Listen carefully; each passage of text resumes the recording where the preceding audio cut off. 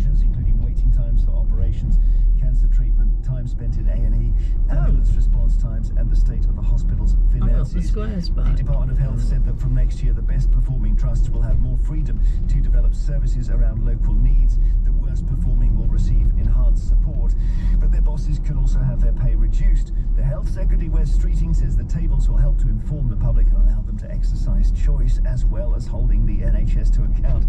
Love to know what you think of this. The NHS providers, which is basically all the NHS trusts put together, said we're not sure about the accuracy of the results, and they worried the tables would damage patients' confidence, because if it's your local hospital, where else do you go? So, do you like the ranking? Will it raise the standard, or is it unfair? Do text us 88291. You can email vine@bbc.co.uk. Just please enclose your phone number so we can get back to you.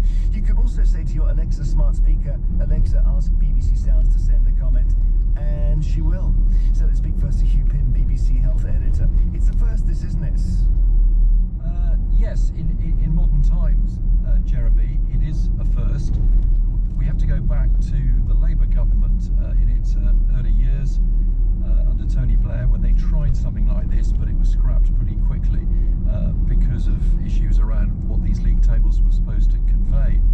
But this is the first one with this comprehensive range of different metrics, including A&E performance, how long you have to wait for planned treatment and operations and procedures and so on, but also financial performance, bringing in how they're doing, the hospital trusts, ambulance services and mental health trusts in England, how they're doing financially with deficits and that sort of thing, and ranked in 4 different segments.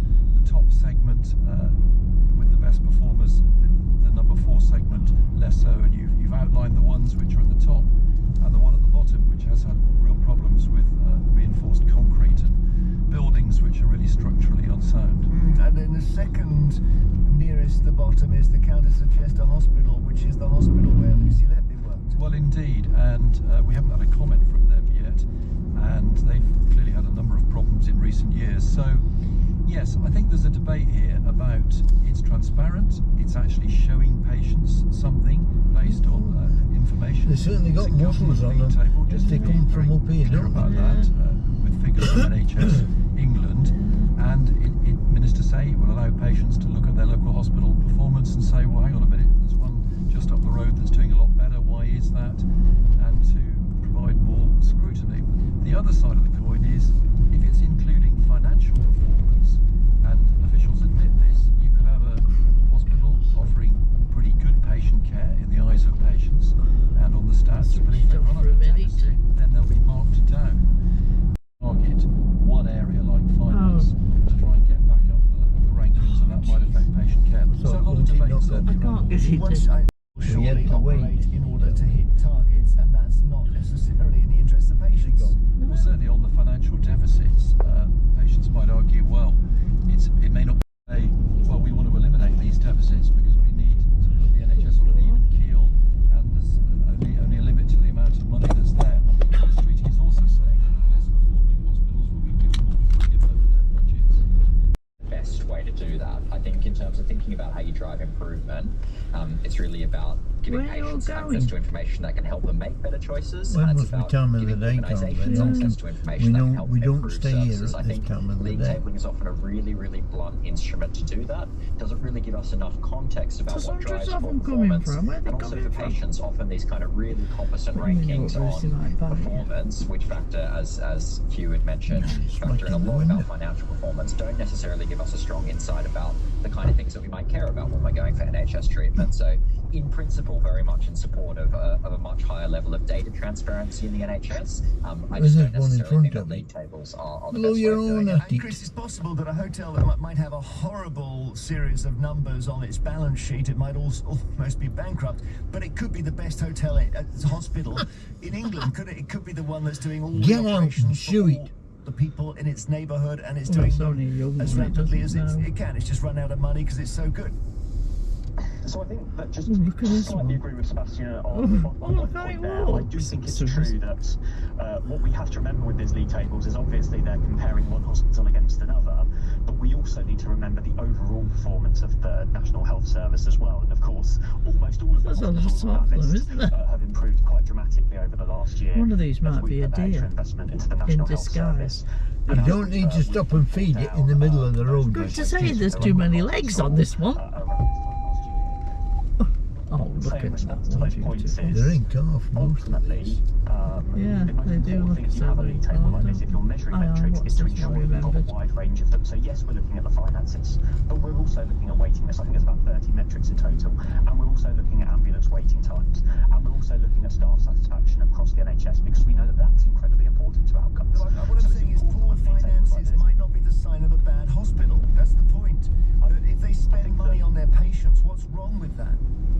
I think that ensuring that you're managing your finances as some other area, that's probably something Power off, come on. the national government should be aware of, which should be flagged up. And I think the metrics and the change in the league system would be a way of doing that, and therefore creating that feedback loop. But the most important thing with something like this is that yes, you don't just have one metric like finances that is completely distorting the whole system. You have that range of metrics. Incentives are to improve outcomes overall. This has around 30 of them. Across a range of waiting times, staff satisfaction, yes, looking at the financial situation, which means that it will mitigate against any quirk that might happen on one specific metric, and is more likely to give you a reasonable overall picture of the performance of a hospital. Said before you worked at the IPPI, you worked, I understand, at Health Watch England, which is that patient voice body, and you were doing community pharmacy there. Is that a better way, you think, of getting a sense of who's good and who's bad? Is listening to patients, or does that end up with just a really kind of a mess of noise? I think it's really important that whatever measures you set in the system are this is going to sound a silly way of putting it, but are useful to someone in terms of No, but I was looking at the other side. Yes. And then making sure that trusts are held to account on driving improvement. I think part of the challenge with these kind of composite metrics is it's not necessarily clear to me as a patient what I should do with the information that's presented in a league table. So if you talk to a patient about what matters to them in terms of information on performance of a hospital, it might be things like, take Chris's part of the country. If you were saying, should I go to the local hospital or should I go up the road to Bedford? Some of the questions you might be asking are, how long am I likely to wait for my initial consultation with a specialist about my hip or knee replacement? How long am I going to wait for that procedure? If I have to travel around the country or to a different hospital, will I be financially compensated for that? So I think it's kind of trying to develop much more granular insights into what actually matters to patients and how you might support make choices about their care. Being able to say, well, my local hospital is at 3.37 on the scale and the hospital up the road is at 2.78 doesn't necessarily give me a great indication as a patient about the things that matter to me. So I think it's important to listen to patients in all of this. I think that these composite measures can have a role, but I think it's limited than more granular data. That's also true for people who are running a service. You want to be able to compare like for like. If I'm running a busy children's pediatric emergency department in Liverpool, it doesn't necessarily help me that much to know that a specialist eye hospital in London is doing better on emergency wait times than me. So I think it's important to make sure that the information is presented with a bit more context, either to drive improvements from patients or from staff running operations. Thank you very much. Thank you, Sebastian Rees of the Institute for Public Policy Research. Doubtful about league tables. Chris Curtis, Labour MP for Milton Keynes North, who says this is a good moment for the NHS. And a fascinating discussion, actually. In front of me, I have got this. Worst in England, apparently, is the Queen Elizabeth Hospital, King's Lynn.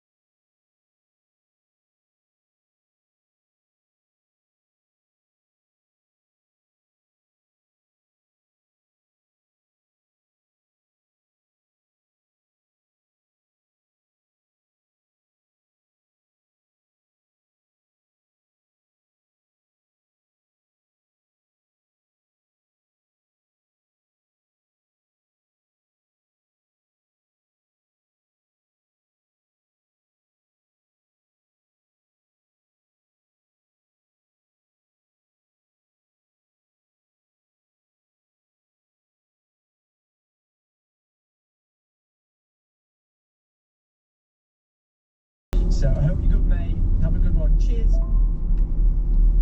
Sounds like Tom got involved at Coldplay if he's been away for a week. See it from here. Where are you? I don't know. Been away 48 hours. Oh yes. I'm in a hedge. What hedge? I don't know. I'll be back soon. A week after watching Coldplay. Tom, that's a good old shift, brother. Hope all's well, Tom. You give the kids a massive big bear hug when you see them. They can't wait to see you. Tina, the trucker from Cleethorpes. Hello. No, it's not in Vigari.